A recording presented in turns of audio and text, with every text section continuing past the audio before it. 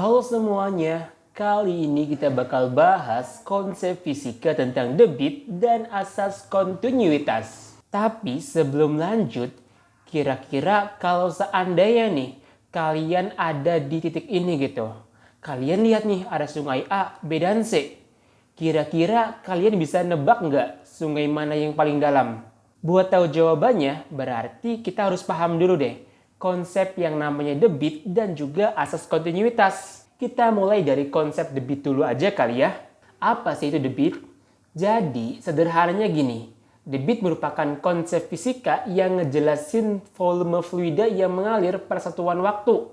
Atau secara matematis nilainya yaitu Q sama dengan V dibagi dengan delta T nih, di mana Q merupakan debit, satuannya adalah meter kubik per sekon, kemudian V merupakan volume fluida yang mengalir, satuannya meter kubik, dan delta T merupakan waktu yang kita hitung, satuannya adalah sekon gitu. Contohnya tuh kayak gini. Andi sedang menampung air kopi dengan gelas yang memiliki volume 0,1 meter kubik, seperti pada gambar di samping. Jika waktu yang dibutuhkan Andi adalah 2 menit agar gelas kopi terisi penuh, pertanyaannya gini, berapakah debit air kopi yang mengisi gelas tersebut? Oke, jadi kalau kita tuliskan, diketahui bahwa volume gelasnya yaitu 0,1 meter kubik. Lama waktunya 2 menit. Satuan menit ini kita ubah ke dalam sekon. Berarti kan 2 dikali 60 sekon gitu. Hasilnya adalah 120 sekon. Dan yang ditanya yaitu berapa sih debit yang masuk ke gelas kopinya? Kita jawab ya. Debit sama dengan volume per satuan waktu. Nilai volumenya adalah 0,1 dibagi dengan lama waktunya yaitu 120 sekon. Diperoleh nilai debitnya adalah sekitar 8 dikali 10 pangkat minus 3 meter kubik per sekon gitu. Artinya apa sih?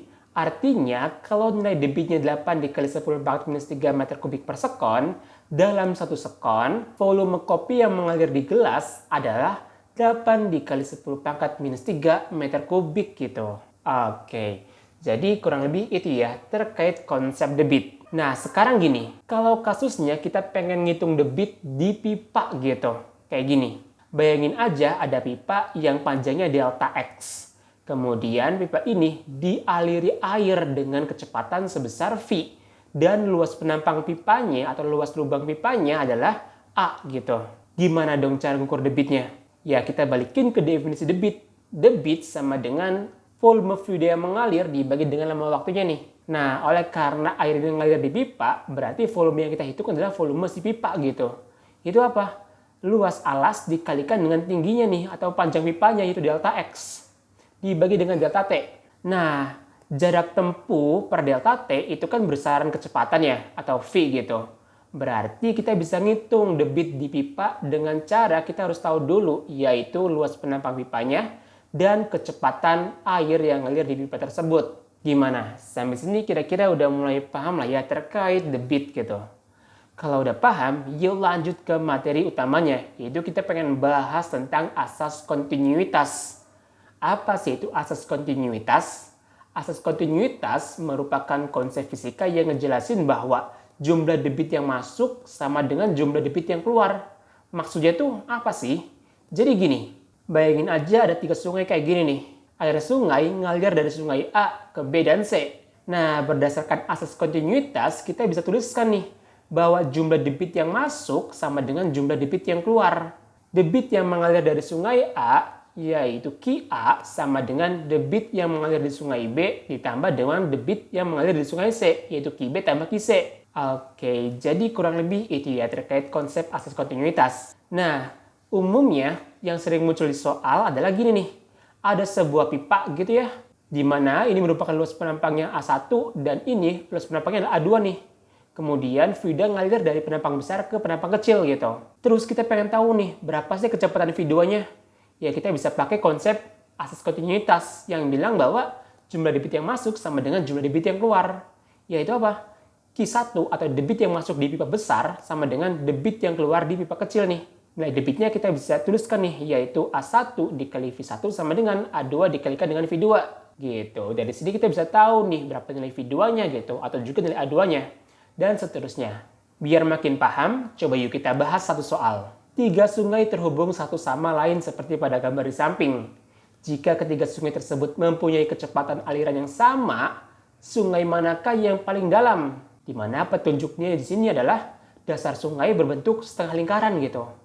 Oke, kurang lebih kayak gini ya bentuk dasar sungainya, yaitu setengah lingkaran nih. Di mana kedalaman sungai ini adalah jari-jari lingkarannya ya, yaitu R. Diketahui bahwa kecepatannya sama nih, VA sama dengan VB sama dengan VC. Dan yang ditanya adalah kedalaman sungai. Yang terdalam tuh yang mana? Atau R terbesar tuh berapa gitu. Buat ngejawab kasus ini, kita bisa pakai konsep yang namanya asas kontinuitas, yaitu jumlah debit yang masuk sama dengan jumlah debit yang keluar. QA sama dengan QB tambah QC nih. Nah, nilai QA ini atau debitnya yaitu apa? Luas penampang sungai A dikalikan dengan kecepatan aliran sungai A sama dengan AB dikali VB, atau luas penampang sungai B dikalikan dengan kecepatan aliran sungai di B tambah AC dikali VC nih. Luas penampang sungainya adalah setengah luas lingkaran gitu, yaitu setengah PRA kuadrat. Begitu juga pada sungai B dan C nih. Karena nilai kecepatannya sama, yaitu VA sama dengan VB sama dengan VC sama dengan V, kita bisa tuliskan nih, PRA kuadrat dibagi 2 dikalikan dengan V sama dengan PRB kuadrat dibagi 2 dikalikan dengan V tambah PRC kuadrat dikalikan dengan V dibagi dengan 2 nih. Nilai yang sama bisa kita coret nih. Sehingga yang tersisa yaitu apa? RA kuadrat sama dengan RB kuadrat tambah RC kuadrat gitu. Dari persamaan ini kita bisa tahu nih bahwa nilai RA itu tuh lebih besar dibandingkan RB dan RA juga lebih besar dibandingkan dengan RC gitu.